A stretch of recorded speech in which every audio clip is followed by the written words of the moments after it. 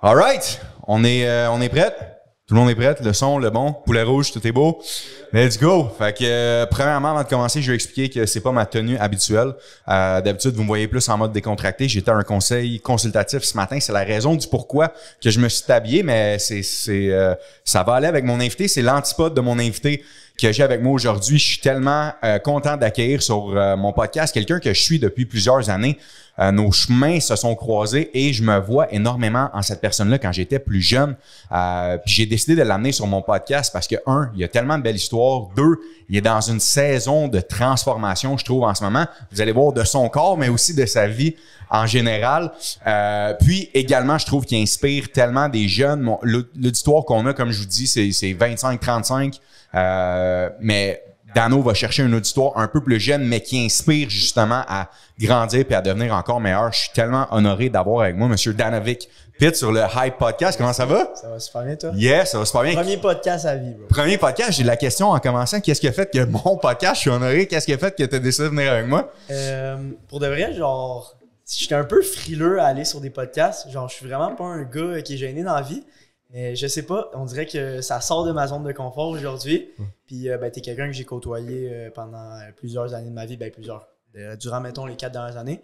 Puis, t'es une personne très inspirante. Donc, ça me fait plaisir d'être là avec toi. Puis, tu sais, je veux dire, comme que t'en as parlé un peu avec la caméra, on a un peu le même cheminement, on a un peu le même grind, on a un peu la même attitude de travail. Donc, je trouve que ça venait me rejoindre. Puis, vraiment. Je veux dive in justement là-dedans, l'attitude, le grind.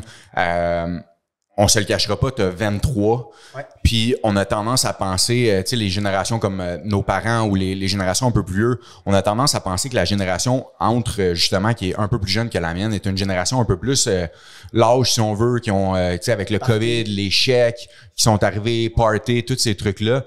T'as réussi à marier les deux. Donc, le grind et le party. De où ça vient cette attitude-là de travailler vraiment, vraiment fort pour qu'est-ce que t'as? Je pense que ça vient un peu de mon père. Il m'a tout le temps inspiré un peu côté business. Il a fait de la business toute sa vie. Mon père, c'est un ancien policier. Durant qu'il était policier, il a vu qu'il aimait énormément l'immobilier. Ça a été un businessman toute sa vie. Puis, dans le fond, ça a vraiment commencé quand que j'étais jeune à faire des parties chez nous. Mon père, grosse maison, il me laissait faire des parties de 200 personnes dans ma maison.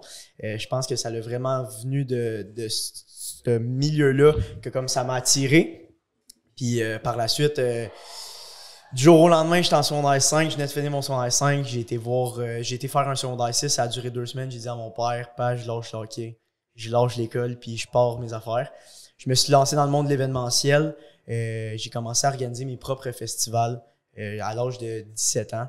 Puis c'est ça, par la suite, je suis tombé partner avec Gabriel Vigneault, que vous allez rencontrer plus tard. Puis on a juste pas arrêté dans le monde de l'événementiel, là. Puis tu sais, moi dans le fond, j'ai fait ma première année de festival, j'avais 17 ans avec Gab. Par la suite, on en a fait un autre en 2018. Puis durant ces 2 années-là, j'avais genre un peu mon idole de vie qui était Olivier Primo. À chaque année de festival en 2017, en 2018, tu sais, j'y écrivais. Puis, j'avais pas de réponse de sa part. En fait, j'avais des réponses, mais comme malheureusement, il pouvait pas venir m'aider dans ce que je faisais. Puis, je me suis tout le temps dit durant ces 2 années-là, année numéro 1, je vais lui montrer ce que je suis capable de faire. Année numéro 2, je vais lui montrer ce que je suis capable de faire. Puis, en 2018, à ma 2e année, je venais de finir mon festival avec Gab. J'étais sur mon lift. Je venais de calculer que j'avais perdu 115 000 $. J'avais 18 ans. Aïe. Je devais 50 000 à quelqu'un qu'il fallait que je rembourse genre demain matin. Puis j'ai juste reçu un coup de téléphone, puis c'était Olivier Primo que dans le fond il m'a écrit, puis il m'a dit je viens de voir ton festival passer, puis j'aimerais ça te rencontrer. C'est parti comme ça, je l'ai rencontré, on s'est rencontrés. Mon père, j'étais tellement jeune que mon père était venu avec moi là, fait que tu vois le genre. Fait que j'ai rencontré Oli, il a vraiment trippé sur ce que j'ai fait, puis à partir de là on a eu un bon cheminement ensemble. On a fait le festival en 2019 ensemble, ça a super bien été. Malheureusement après le COVID est arrivé. Puis là, j'ai commencé à faire de nouveaux projets. Qu'est-ce que, à ton jeune âge, dans le fond, de 16-17 ans, t'en allais dans l'événementiel? Pourquoi l'événementiel? Ou qu'est-ce qui t'a attiré? T'étais-tu un gars à l'école qui rassemblait tout le monde? Puis pourquoi l'événementiel? Dans le fond, 16-17 ans. Fait qu'on va dire, mettons, secondaire 5, secondaire 4, secondaire 5, j'ai embarqué dans une business pyramidale. OK. Donc, j'ai fait... première expérience. Ouais, première expérience. Puis j'ai jamais fait du grind de même de toute ma vie. Genre, j'étais en secondaire 4, j'avais mes écouteurs, la cloche à sonnait, puis là, je faisais des appels. Puis là, j'étais sur un gros grind. Il y avait mes amis qui étaient... j'avais mes amis qui étaient avec moi. Puis comme, ils venaient chez nous le soir, mon père, il nous laissait ses bureaux, puis là, on travaillait comme des malades jusqu'à minuit, 1h du matin. Puis c'est là que j'ai connu le monde de la business. Fait que vraiment, tu sais, entreprendre des relations, travailler fort, voir l'argent rentrer en tant qu'entrepreneur, pas nécessairement faire du 8 à 5, puis tu sais, t'as ta paye qui rentre le jeudi. D'ailleurs, moi, c'est vraiment quelque chose que j'ai travaillé 2 jobs dans ma vie. J'ai travaillé une fois à La Ferté dans une cour à bois. Puis j'ai travaillé dans un resto à mon père. J'ai fait 8 heures puis je suis parti après un chiffre. J'ai vraiment pas trippé. Mais c'est ça, j'ai commencé à 16-17 ans vraiment sur un gros grind. Puis qu'est-ce que j'aimais énormément de l'événementiel, c'est de réunir le monde. J'ai tout le temps été quelqu'un qui réunit le monde ensemble. J'ai un gros leadership, autant au hockey, dans ma famille, avec mes amis. Tu sais, je mets tout le temps le pied un en avant de l'autre pour les autres. Puis je tripais faire des parties, j'aimais ça. Je suis un gars de party dans la vie, puis honnêtement, tu sais, je vais en parler un petit peu plus tard, mais mon parcours de gars de party a pris vraiment une autre direction. C'est comme du jour au lendemain, assez drastique. Mais c'est ça, c'est ce qui m'attirait énormément dans la vie, l'événementiel, vraiment, le party, puis comme que le monde ait du fun. Ouais, pas que moi je trippe à mon party, que je puisse voir le monde tripper puis avoir du fun. C'est ça qui me drivait énormément. Puis est-ce que tu parles beaucoup de ton père, puis je sais qu'il a été une grosse influence pour toi. Est-ce que ton père était capable d'être, je sais qu'il était entrepreneur, puis le grind que tu parles, je l'ai vu énormément. Est-ce qu'il était capable d'être présent, pareil, d'être un entrepreneur, ou dans le fond, il était quand même absent? Parle-moi un peu de ça. Moi, j'ai pas eu la chance d'avoir un père. Mon père est décédé quand j'étais jeune, mais la relation que toi et ton père a, faut dire que le père à Dano, c'est quasiment le père de plein de tes chums. Dans le sens que c'est le best buddy de plein de tes chums. C'est le meilleur chum. Exact. Mes parents sont bien amis. Autant exactement. ma mère que mon père. Mais plus jeune, comment cette relation-là était? Je suis curieux. J'ai tout le temps eu une super belle relation avec mes parents. Tu sais, j'ai rien à dire. J'ai eu une super belle enfance. Tu sais, mon père, en fait, mes parents, côté financier, quand que, justement, dans mes débuts, dans le monde de l'événementiel, ils m'ont énormément supporté. En fait, la première année de mon festival, ils m'ont énormément supporté là-dedans. Malheureusement, entre-temps, mes parents se sont séparés, puis ça s'est déroulé un petit peu pas comme qu'on le voulait, ça a été plus difficile. En 2018, mes parents, ils étaient plus ensemble, mais comme j'ai continué à faire mes projets, puis malheureusement, j'ai pas pu compter sur mes parents côté financement pour avancer là-dedans. J'ai dû vraiment travailler à aller chercher les ressources que je voulais. Mais tu sais, je pense que autant que ça a été difficile du côté à mon père, que ça a été difficile du côté à ma mère, ils ont tout le temps été là pour me supporter. Puis encore aujourd'hui, tu sais, mes parents, c'est ma source d'inspiration. C'est eux qui m'ont montré que peu importe ce que tu as le goût de faire, il faut que tu le fasses. Peu importe c'est quoi, que tu as le goût de faire du ballet, man, que tu as le goût de partir une business d'accessoires de chiens. Tu fais ce que tu as envie de faire. Puis le meilleur exemple que je peux donner, c'est que mon père, c'est un policier. Un policier, tu fais 25 ans. Après 25 ans, tu as ton fonds de retraite. La vie est belle. Puis mon père, il a fait 14 ans de police. Puis il a lâché ça du jour au lendemain parce qu'il voulait faire quelque chose qui venait le rejoindre. Puis c'est ça la plus grosse leçon que j'ai retenue à travers ça. Puis aujourd'hui, qu'est-ce qui est un petit peu spécial, c'est que mon père, il a le 1/18e de ce qu'il avait dans sa vie. Puis c'est le gars le plus heureux au monde, tu sais. Puis moi, pour de vrai, pour quelqu'un de 23 ans, je me compte chanceux d'avoir réalisé ça. J'adore le grind, j'adore travailler, j'adore tout ce qui est l'aspect business. Mais je pense que, on en parlait tantôt, la vie, ça va de même, man. C'est fou comment que ça passe vite. Tu sais, je parlais de Colo, on était comme... il me montrait une vidéo qu'on faisait des thermopompes. J'étais comme, c'est l'année passée, ça. Il dit non, ça fait déjà 2 ans et demi. Fait que ça va énormément vite. Puis je pense que qu'est-ce que j'ai réalisé à travers tout ça, avec la séparation de mes parents, avec ce que mon père était capable de me parler, c'est que justement, il faut que tu profites de chaque moment. Puis que peu importe ce que tu as envie de faire, tu le fasses à 2000%. Là. Malade. Est-ce que ça me pose parce que j'ai un peu vécu la même affaire quand j'étais jeune. Il n'y avait rien de trop beau. Moi, je m'arrêtais pas. L'âge m'a jamais arrêté. J'ai l'impression que toi aussi. Mais, mettons, le monde qui nous écoute ou les gens qui te suivent également, tu sais, dans le fond, tu as 17-18 ans, ça prend du cash, monter un festival, ça prend de l'argent, t'es dans les dettes, faut que tu lèves la dette. Dans le fond, un concept que tu comprends qu'on t'enseigne pas clairement à l'école. C'est comment ça marche, Exactement, c'est sûr. C'est quoi, dans le fond, autant les bons coups, les mauvais coups, c'est pas ça la leçon à tirer, c'est qu'est-ce que tu as fait, dans le fond, qu'est-ce que tu étais capable de faire pour lever de l'argent, dans le fond, à un jeune âge ou aller chercher des fonds. Sur quoi tu penses que tu t'es basé pour que le monde croie en toi? Qu'est-ce qui faisait que le monde était capable de croire en toi à un jeune âge de même? Honnêtement, il faut que tu leur vendes un peu le rêve. Je veux dire, qu'est-ce qui est arrivé avec Gab, c'est que c'est assez spécial. On a monté le festival, on avait budgété, je pense que le festival il coûtait comme 175 000 peut-être.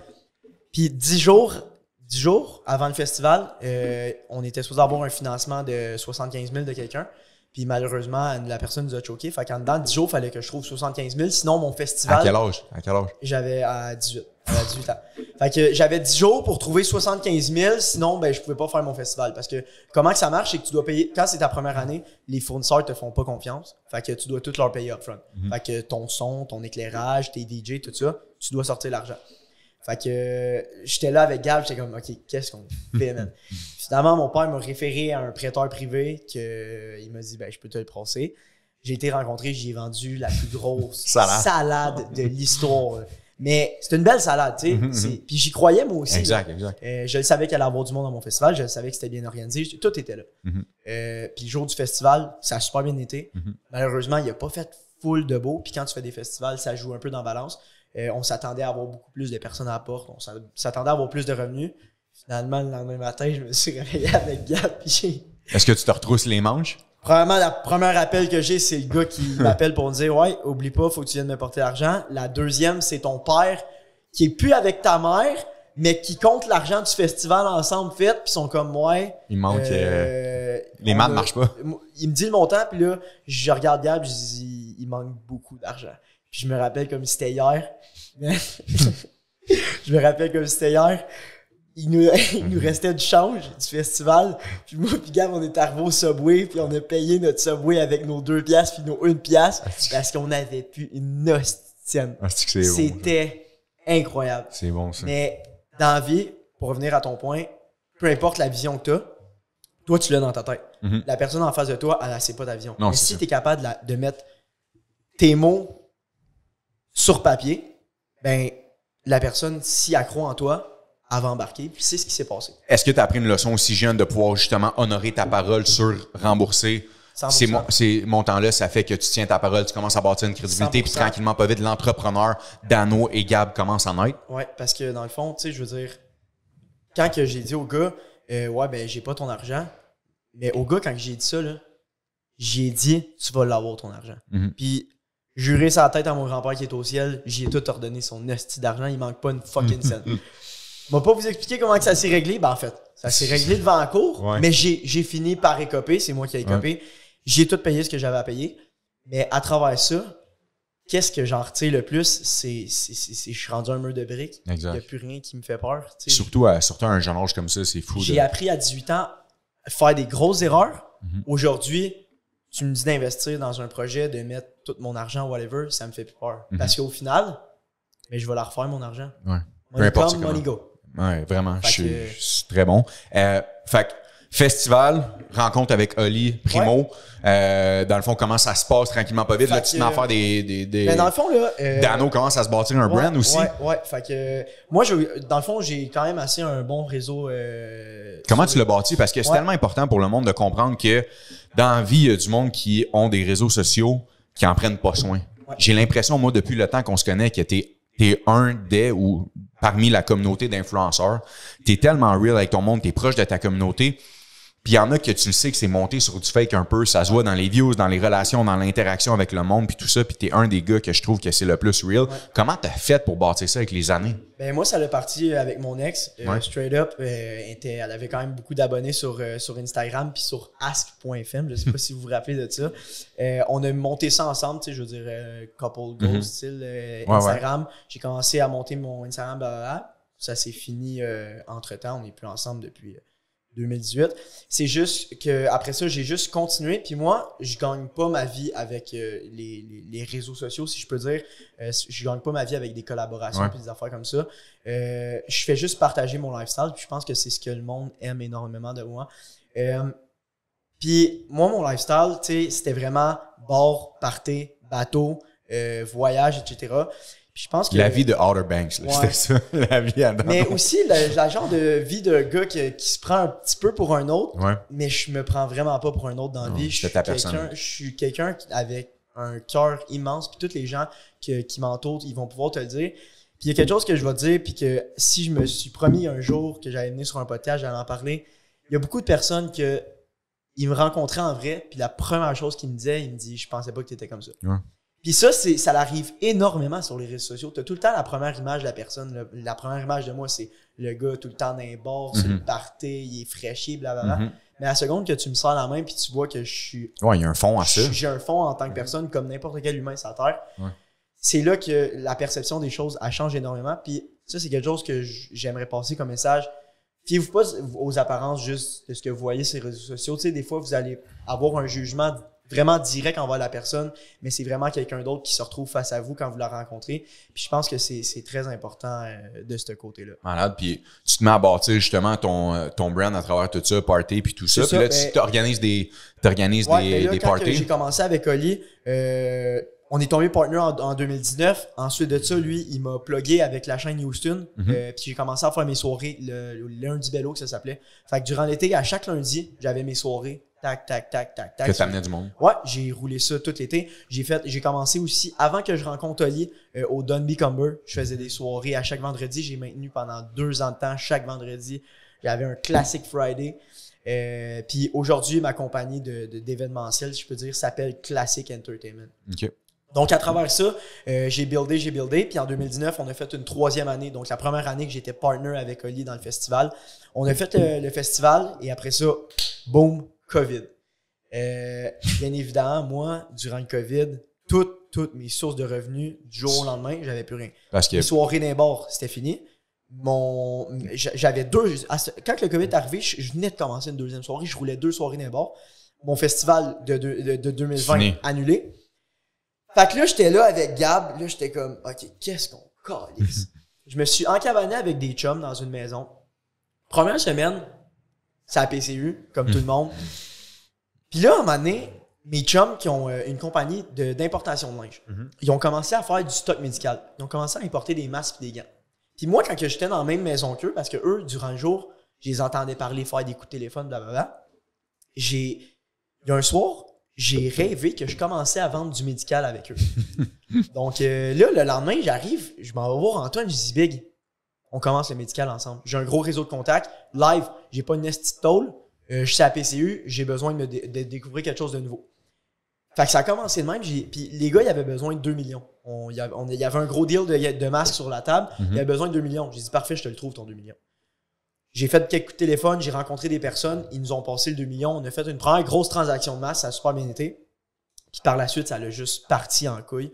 Puis honnêtement, durant le COVID, ça a été l'année la plus gratifiante de ma vie. J'ai tellement appris c'est quoi travailler comme un malade. Business, nouveau réseau de contacts. Tu rencontres des nouvelles personnes, tu sais comment faire des grosses transactions, tu découvres un nouveau milieu. Puis qu'est-ce que tu découvres le plus, c'est que faut que tu embarques dans la vague. Peu importe c'est à quel moment, il va y avoir une vague qu'il faudra que tu pop-on dedans. Puis nous, on a juste sauté les 2 pieds joints puis on savait aucunement dans ce qu'on s'embarquait. Fait qu'on a commencé à faire du médical. En 1 année, on a fait 10,2 millions de chiffre d'affaires en vendant des masques puis des gants. C'est fou, ça, en gérant de l'inventaire. En gérant de l'inventaire. L'import, l'export. L'import, on faisait venir des masques par avion, on faisait venir des gants, des whatever par bateau. Puis ce qu'on faisait énormément beaucoup, c'est on des petites canettes de Lysol. On remplissait des truckloads de canettes de Lysol, puis on envoyait ça directement aux États-Unis. Fait que ça, c'était bien cool. Puis là, entre-temps, ben, avant tout ça, moi pis Gab, quand on était déjà dans l'événementiel, on voulait partir notre brand de linge qui s'appelle Papi. Puis là, ben, on faisait du médical, puis en même temps, j'étais là avec Gab, j'étais comme Gab, je pense qu'on va avoir le temps de comme le faire pour de vrai, notre brand de linge. Puis j'ai comme vu une petite opportunité avec le COVID, blablabla, j'ai dit Gab, on va faire un design. On le start, on le fait, marqué Papi, puis en arrière, ça va être marqué « Ça va bien aller ». La fameuse phrase que tout le monde utilisait durant le COVID. On a starté ça de même. On a parti notre compagnie de linge. On a fait une première collection. Ça l'a sold out. Puis à partir de là, on a commencé à rouler ça, moi puis Gab. On fait une drop aux 4 mois environ. On va en reparler de papy, de qu'est-ce qui s'en vient. Puis, juste vite, dans le fond, quand tu passes du médical, puis qu'après ça, tranquillement, pas vite, ça réouvre les trucs, puis les festivals. Est-ce que là, tu te dis, je veux garder ça on the side? Des fois, dans le fond, les jeunes ont tendance à se pitcher dans plein de projets. On a tendance à pas avoir les idées claires. Vers où, toi, est-ce que tu as des réflexions pendant tout ça? Puis tu dis, OK, là, c'est quoi mon prochain step? Vous avez accompli quand même pas mal de trucs dans le médical, mais là, après ça, vers quoi tu penses te diriger? C'est sûr que moi, je suivais énormément les nouvelles de M. Legault. Fait que quand que je voyais qu'il réouvrait les bars, j'étais super excité. Fait que, step by step, là, l'été, là, c'est tellement mêlant le COVID, mais je pense que c'est l'été 2021 ou 2020, 2021, c'est la première été qu'on a eu le droit de faire des choses. Le Campai où je travaillais juste avant avant le COVID. Non, j'ai commencé le Campai durant le COVID, après le COVID. Vraiment. Donc, quand on a eu le droit de revenir, tu as commencé à faire une soirée là-bas. À travailler au Campai. Tranquillement, pas vite, on faisait des petites soirées, ça l'a refermé. On a recommencé le COVID. Puis tu sais, quand tout a réouvert, là, il y avait moins d'importance sur le médical. Je mettais ça un peu de côté. Je me concentrais je recommençais tranquillement l'événementiel. Ensuite de ça, COVID revient, recommence le médical. Fait que j'ai eu un flow à travers tout ça. Puis là, aujourd'hui, on est rendu en 2023, puis ma carrière d'événementiel est pas mal, côté personnel, elle a pas mal tiré, je te dirais, elle a pas mal tiré à sa fin. Pourquoi? Qu'est-ce qui s'est passé, dans le fond, sur le 360 de Dano qui fait des méga parties avec tout le monde puis que le monde s'amuse vraiment? Qu'est-ce qui a fait que t'as viré, dans le fond, du 360? Je pense que, pour de vrai, ça a été j'ai vraiment mis une vue en perspective de tout ce qui englobait le monde de l'événementiel. Tu sais, quand que je travaillais au Campai, qui est une super de bonne place que j'adore, que je vais retourner toute ma vie, travailler dans un bar, travailler dans le milieu de l'événementiel, c'est un milieu qui est très, très difficile. Tu commences, mettons, pour moi, je vais te donner un exemple. Le jeudi, je me réveille, je fais mes affaires, blablabla. Jeudi soir, je dois être au Campai. Puis moi, j'étais un promoteur. Je travaillais pas derrière le bar. Fait que moi, je m'occupais de la porte. Les clients. Moi, mon rôle, c'était de ramener le monde au Campai. Jeudi, vendredi, samedi, tu bois. T'arrives là à 9, tu quittes. C'est important. T'arrives là à 9, tu quittes de là à 3, 4 heures du matin. T'arrives chez vous, t'es scrap, tu recommences le vendredi, tu recommences le samedi. Dimanche, tu récupères. Lundi, tu récupères. Mardi, tu commences à filer mieux. Mercredi, OK, tu fais tes affaires. Qu'est-ce qui arrive? Jeudi, tu recommences. C'était juste pas un lifestyle. Puis on dirait que je me voyais... J'adore encore l'événementiel, puis je vais encore en faire, mais avec ma compagnie d'événementiel, qui est Classic Entertainment. J'ai fait vraiment un 360. Du jour au lendemain, j'ai tout lâché. J'ai lâché... je travaillais encore pour Midway avec le Beach Club. Je m'occupais du marketing. J'ai lâché ça. J'ai lâché le Campai. J'ai tout lâché. Puis je me suis dit, là, je vais me concentrer sur Papy. Puis je vais me concentrer sur ma personne à moi. Puis grandir en tant que Danovic Pitt pour les prochaines années à venir de ma vie. Question pour toi, Dano. Justement, les jeunes et les moins jeunes qui nous écoutent, qui sont un peu dans ce cercle-là de sortir. Il y en a qui ont hâte au vendredi pour sortir le vendredi, sortir le samedi avec leur chum et tout ça. Puis je sais qu'il y a une partie on peut dire le fun là-dedans. Moi, j'ai jamais vraiment été un consommateur d'alcool, mais qu'est-ce que tu dirais pour, mettons là, avec du recul, de dire finalement, tu as fait ce 360-là, qu'est-ce que tu dirais la différence entre Dano avant puis Dano après? Là, qu'est-ce que ça fait pour le monde qui mais moi, je veux juste sortir avec mes chums le week-end puis tout. Je vais te le dire, puis tu sais, ça commence pas à être une mode, mais je te dis que dans les prochaines années, tout ça, ça va changer de bord. Ouais, pourquoi selon toi? Pourquoi ça va changer de bord? Parce que le monde, maintenant, il aime ça, voir des vidéos TikTok de gens qui s'entraînent. Il aime ça, voir des transformations. Il aime ça, voir le monde... Aujourd'hui, le monde aime plus voir du contenu de gens qui s'entraînent, grind, qui font des vlogs TikTok, whatever, que du monde qui vont au bar le jeudi, vendredi, samedi. Puis j'ai rien contre ça, là. Moi, je respecte ça à 100%, puis je vous le dis, je l'ai fait à fond la caisse, là. Genre, il n'y a pas une soirée que j'ai manqué, là. Le FOMO, quand je voyais mes chums au vendredi, puis j'étais pas là, j'avais le FOMO. Il y a un moment que tu peux le faire dans ta vie, mais je pense qu'avec du recul, tu sais, qu'est-ce que tu vas sortir gratifiant de tout ça? Avec le recul, est-ce que tu l'aurais fait plus vite? Ou non? Tu trouves est-ce que tu aurais arrêté plus rapidement, dans le fond? Le changement que là, tu viens de faire dans ta vie, que du jour au lendemain, bang, j'arrête de faire la promotion des bars, j'arrête de m'en aller dans les bars, puis je me focus sur moi, puis tout ça avec le recul, ou tu trouves que ça arrive dans une belle saison de ta vie? Je trouve que ça arrive dans une belle saison de ma vie, mais je pense que de plus en plus que le temps va avancer, de plus en plus qu'on va commencer nos actions jeunes. Puis je pense que, tu sais, présentement, j'ai commencé à entraîner des gens un peu à gauche et à droite parce que je viens de finir ma formation d'entraîneur. Puis, tu sais, je vois des petits kids de 15-16 ans m'écrire pour genre « Hey Dano, j'aimerais ça m'entraîner, tu peux-tu me faire un plan alimentaire, un plan d'entraînement? » Moi, à 15-16 ans, là, je comprenais pas ça. C'est quoi m'entraîner? Genre, il y a un petit kid que j'entraîne au gym le matin, je l'entraîne, je vais le porter à l'école après. Tu sais, il va au secondaire, il est en secondaire 5, le kid. Hey, dans mon temps, ça n'existait pas, ces affaires-là. Puis je pense que ça change énormément la mentalité. C'est parce qu'à cause de tous les réseaux sociaux, toutes les sources d'informations qu'on est capable d'aller chercher. Est-ce que tu trouves que justement, là, tu te rends compte de l'influence positive que tu peux avoir sur justement ta communauté puis les jeunes, puis ça faisait partie un peu de ta décision de dire je veux transitionner vers peut-être promote quelque chose qui est un peu différent de ce que je fais? Est-ce que ça en a fait partie de ta discussion? Je veux dire, de ta réflexion, excuse? À chaque jeudi, vendredi, samedi, mon rôle, c'était d'influencer du monde à se saouler la gueule puis d'aller faire le party. À un moment donné, ça te joue dans la tête, tu sais. T'es comme tout le temps en story, dans un bar, avec de l'alcool, des filles, des chums, la bouteille de 26 onces dans la bouche, c'est cool, c'est cool. À un certain point, je me disais, il y a du monde de 15-16 ans qui me voit faire ça chaque jour. Il y a des parents qui me voient faire ça chaque jour. Puis il y a mes parents qui me voient faire ça chaque jour. Fait que tu sais, je me suis dit à un moment donné, est-ce que c'est vraiment l'influence que je veux donner aux gens qui me suivent? Parce que j'ai quand même une grosse communauté. Puis je peux te dire que quand j'étais dans ce milieu-là, ma communauté est plus forte, elle était pas forte comme. Tu sais, le monde était comme yo, je vais arrêter de le suivre. Là, genre, tu sais, il y avait une partie qui était comme ok, c'est cool, yo Dano, je veux venir au bar à soir, je peux-tu rentrer sur ta guest list, blablabla. Puis aujourd'hui, à chaque jour, j'ai 3-4 messages de personnes genre hey Dano, c'est hot ta transformation, c'est hot ce que tu fais, lâche pas. C'est bien plus gratifiant de recevoir des messages de genre hey, lâche pas sur ta shape, lâche pas sur ton alimentation, lâche pas sur ton grind, lâche pas sur papy que hey, lâche pas à dessus la gueule au bord.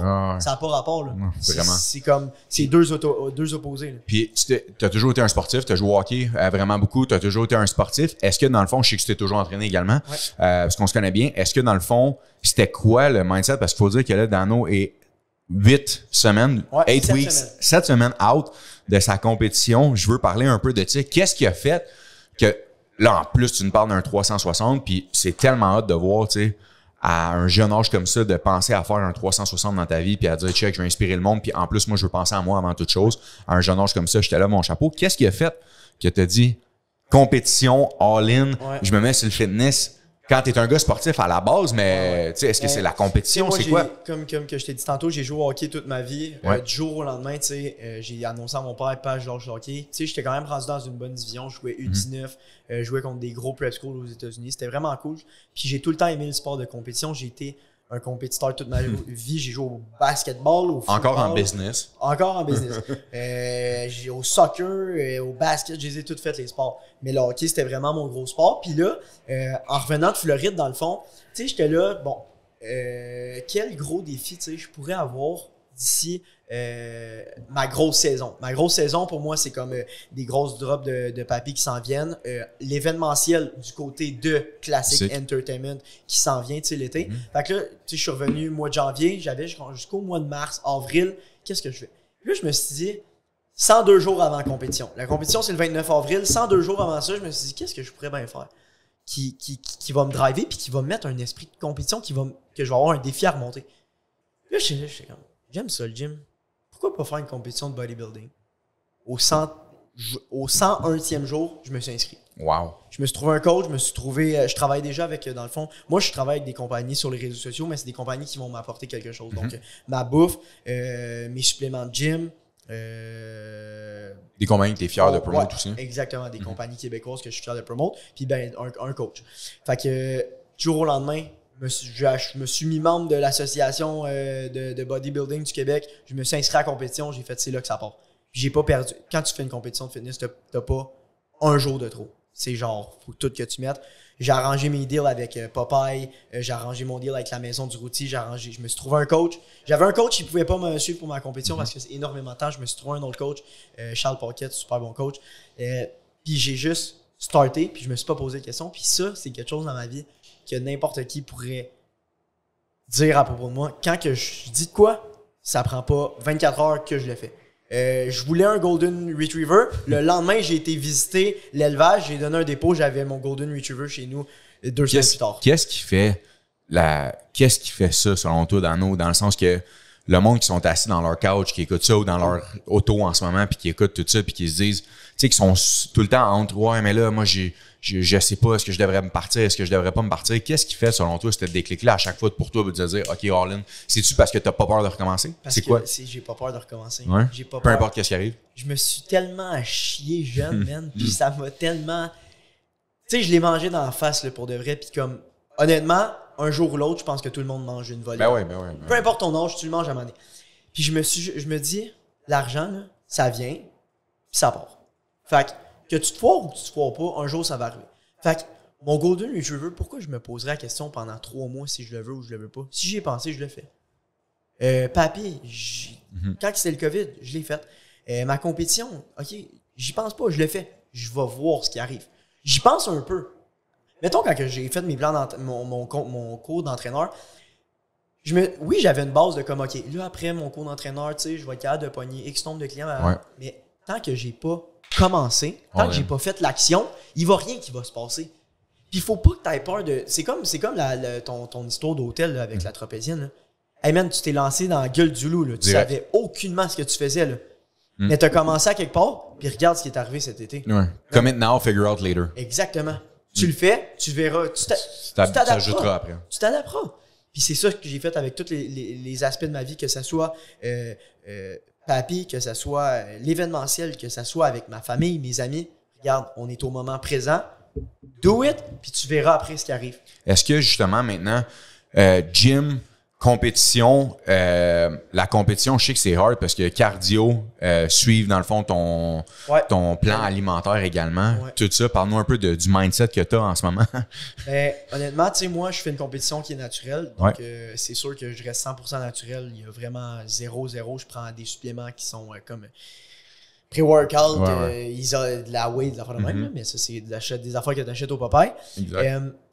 Pour de vrai, mon mindset, c'est vraiment juste... Je le fais pour moi. Je le fais pour moi. Pourquoi que je dis je le fais pour moi? Parce que malheureusement, dans des compétitions, même naturelles, il y en a qui vont consommer. Qui vont consommer, mais je me concentre même pas là-dessus. Je le fais pour ma personne à moi. Je le fais pour comment que, à la fin de la journée, au fucking 102e jour, que je vais pas avoir mangé un sac de chips, que je vais pas avoir pris de la mayonnaise, que je vais pas avoir pris un coke, que je vais pas avoir pris une poutine, que je vais avoir dormi 9 heures par soir, que je vais avoir fait 1h30 de cardio à chaque jour, que je vais avoir fait mon gym au 102e jour, quand que je vais avoir tout fini, puis que je vais être sur le stage, puis que je vais voir le résultat. C'est là que je vais être le plus fier. Puis c'est ça qui me motive, c'est ça qui me rend fier de à chaque jour, puis je suis grateful. Pourquoi je suis grateful? Parce que je prends plus d'alcool, je mange bien, j'ai jamais été aussi en santé de toute ma vie. Moi, avant que je fasse ça, j'avais des palpitations cardiaques au cœur. Je savais pas pourquoi. J'étais là, c'est-tu mon pré-workout? C'est-tu l'alcool? C'est-tu mon sommeil? Peut-être le mix. C'est peut-être le mix de tout. Mais là, je peux te dire qu'aujourd'hui, ce qui me fait ça, c'est l'alcool. Parce que depuis le jour 1, mettons 10 jours après que j'ai éliminé un bon temps d'alcool, j'en avais plus de ça. Fait que c'est tellement plein de... Autour de cette compétition-là, c'est pas juste d'aller gagner, c'est pas juste d'avoir un beau physique. C'est tellement... Premièrement, ton mental, il devient vraiment next level parce que quand t'es chez vous et t'as le goût de manger... Moi, je suis pas un gars de sucre, je suis un gars de salé, j'ai le goût de manger un morceau de fromage, là. Mon morceau de fromage, je peux pas le manger. Puis mon poulet, quand je le mange avec mon riz, je peux juste mettre du sel d'Himalaya rose dessus, mais c'est la seule affaire que je peux mettre, puis je peux pas mettre de mayonnaise, puis ça me roule dans la bouche, puis j'avais de le broyer. Là.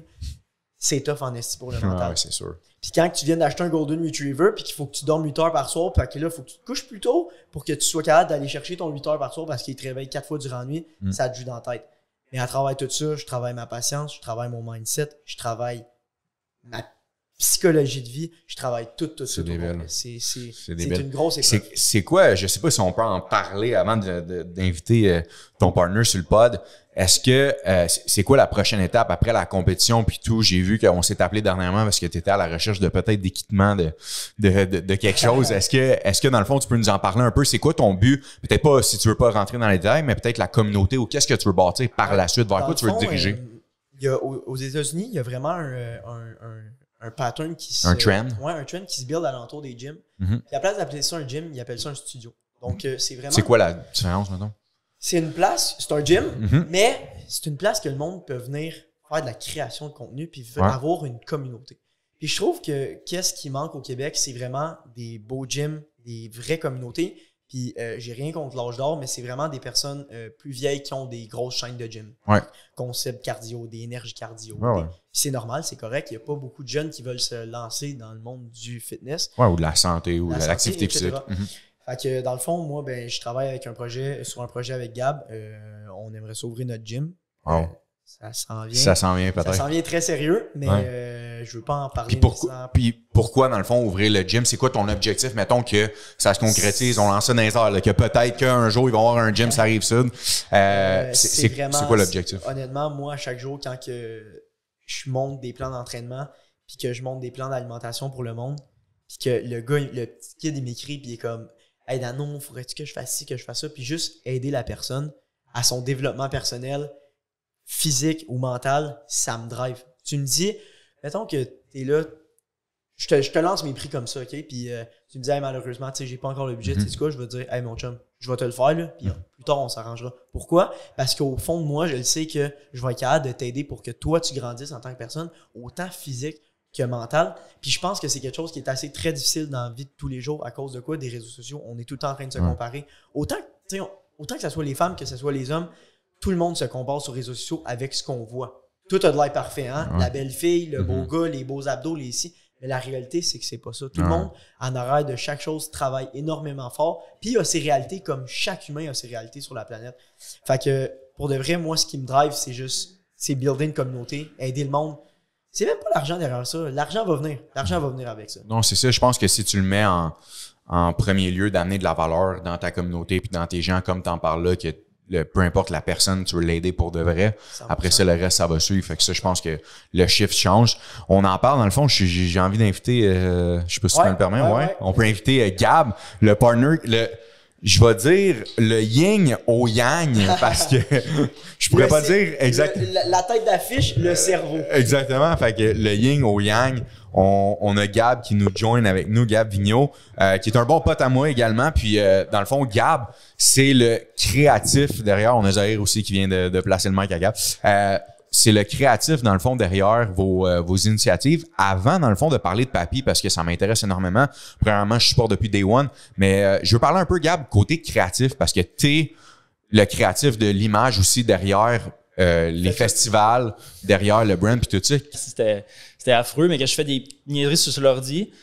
Puis depuis un bout, à tous les jours, je suis là. Juste, ça vient du ciel, man, puis ça apparaît là. C'est un don d'artiste. Un don. Je veux savoir, Gab, comment tu vois, à partir de cette année, on a vu un méga shift dans le contenu organique. On a vu un méga shift, puis je veux t'entendre aussi là-dessus, Dano, sur l'importance d'avoir un beau brand, de le travailler, le brand, puis tout ça. Je veux t'entendre là-dessus, à savoir comment c'est important de justement...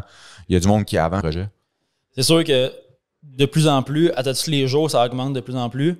Fait que on voit les vieux brands, on peut dire, qui sont moins à jour côté créatif, justement. C'est tough leur faire. Leur affaire. Je pense vraiment que c'est un point qu'il faut investir parce que les gens ont peur, on dirait, d'investir un nouveau logo, nouveau branding, nouveau site web, du contenu de... ça va vite, puis t'es capable de lever pas mal n'importe quoi. Mais c'est de la façon que tu vas le lever, c'est de la façon que ta vision marketing et de branding va tout changer. Je peux créer... Je vends une thermopompe ici, OK? Puis je vends la même thermopompe à côté. Ça va être comment que tu vas le brander. Ça va être qu'est-ce qui va englober l'effet marketing autour de ça. Autant que ce soit les pubs, que ce soit le visuel comme Gabi dit, que ce soit les couleurs, que ce soit le logo, que ce soit juste ce que tu vois avec tes yeux. Aujourd'hui, le monde, ils vont être beaucoup plus portés par ça. Ouais. Puis si on parle de Papy, je suis un fier porteur du coton ouaté que ma blonde est tannée de me voir avec. je pense que c'est le premier drop. Je veux pas rentrer dans l'histoire de création parce que tu en as parlé un peu tantôt, mais dans le fond, le design derrière tout ça, votre objectif dans le fond, design puis tout ça, il y a deux côtés que vous êtes en train de travailler. Parle-nous un peu du côté streetwear. C'est quoi l'idée dans le fond derrière Papy, côté design? C'est quoi le but de création derrière ça dans le sens que le style que vous voulez aller?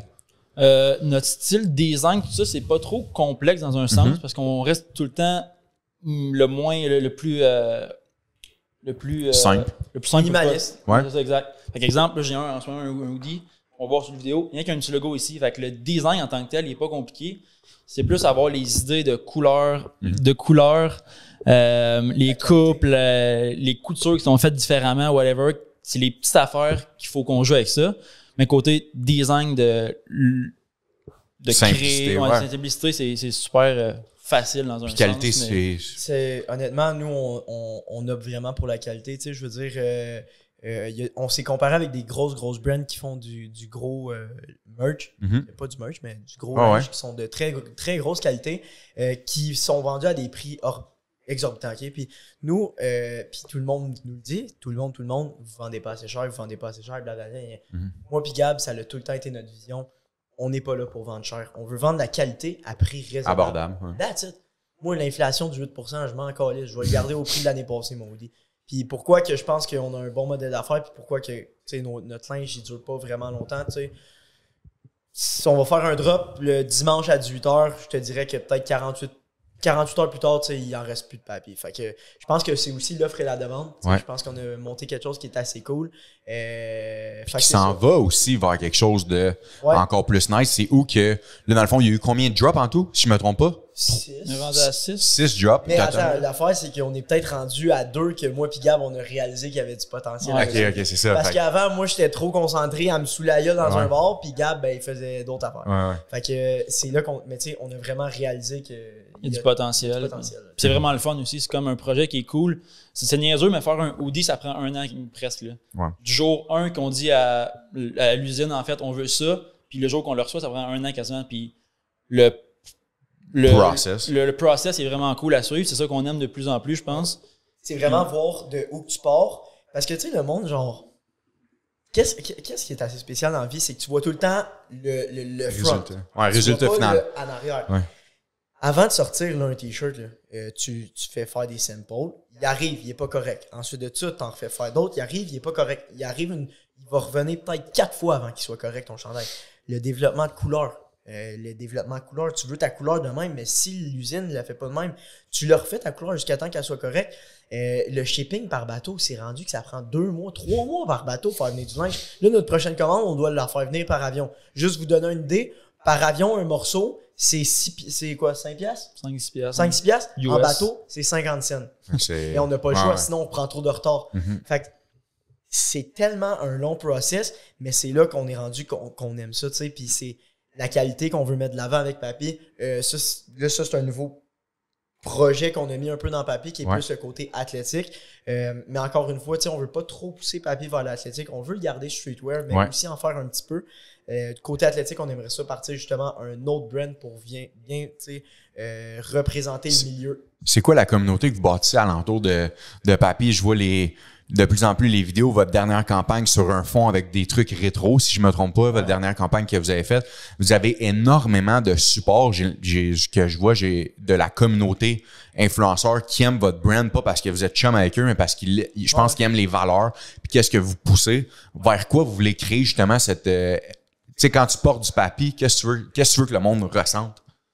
Moi, je me sens vraiment confortable quand je porte mon papier, mais ouais, exact, ça, je suis capable. Mais maintenant, vers où vous en allez justement la communauté? Est-ce que vous voulez créer justement que quand tu portes papier, tu sens que t'es, je sais pas, moi, automatiquement, quand je vais porter, mettons, le linge, ça me fait penser à Dano, ton grind, puis Gab, le grind que t'as, il va se coucher à 2h du matin, il se lever à 6h, puis devant son ordi non-stop, fait que ça me fait penser un peu au grind. Qu'est-ce que vous voulez qui transparaît dans votre linge un peu?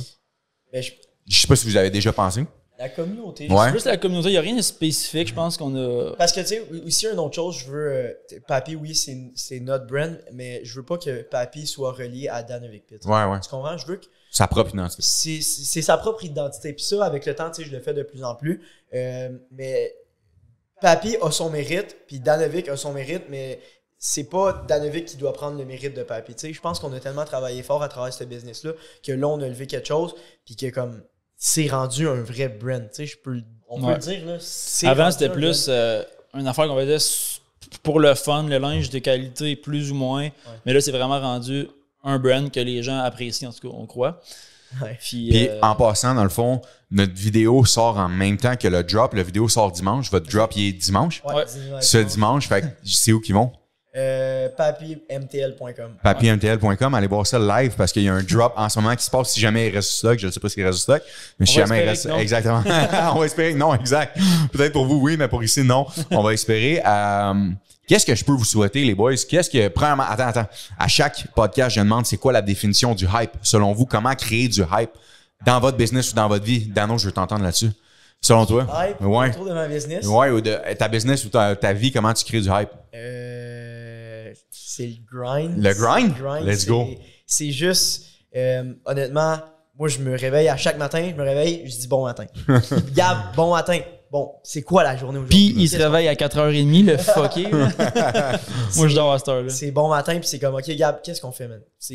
À chaque jour, je veux qu'on fasse de quoi de nouveau. Puis quand il me dit, oh non, je dis, Gab, tabarnak, on fait de quoi? Je m'en calisse, c'est quoi? Je m'en fous, c'est quoi? Mais aujourd'hui, on avance de quoi? Puis je pense que c'est ça le hype, c'est d'avancer à chaque jour. Peu importe que c'est de la culture générale, que ce soit sur tes projets, que ce soit whatever what. À chaque jour, on se réveille, on veut faire un pas vers l'avant. Puis si on en fait un, ben, il y a du hype. Yeah. Même chose? Moi, je peux aller sur le mais je peux aller sur le hype pour les compagnies. Je pense que de créer un truc qui est plus, pas de réinventer la roue, mais de créer un hype, mais un sentiment de rareté peut-être, ou d'innovation, en fait, je veux dire, sur un produit ou sur ce que tu fais, en fait.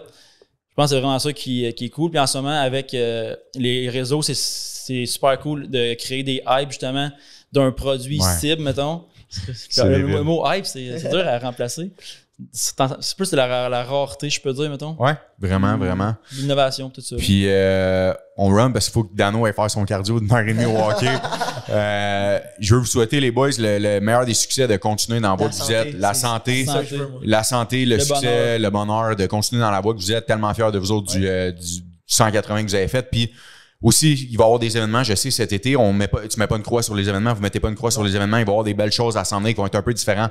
Allez les voir, allez les suivre, les boys, je vous lève mon chapeau. Puis si vous êtes en ce moment à écouter le podcast, allez suivre Dano, allez suivre Gab, allez suivre Papy, c'est tellement des gens à suivre puis à y aller, là, honnêtement, merci. On a énormément parlé de moi et Gab, mais guys, je veux en parler personnel. Colo, un gars incroyable, autant business que famille, qui a une super belle famille, que amitié. C'est un gars avec un bon cœur. Puis merci énormément. Ça fait plaisir, les boys. Je suis tellement content de vous recevoir. C'est la même. C'est réciproque. Allez les voir, allez les suivre. Keep grinding. Puis les parents qui nous écoutent, allez pousser ça à vos jeunes. C'est des gars à suivre dans les prochaines années. Puis c'est des beaux et belles exemples. Pour vos kids puis pour vos jeunes à suivre. Merci les boys, je vous souhaite qu'il y ait du succès. Merci à toi. Un prochain épisode. Allez subscribe tout le monde, allez subscribe Dano, Gab puis Papy. Allez subscribe Colo. Yes sir, let's go. Merci beaucoup. Ciao guys.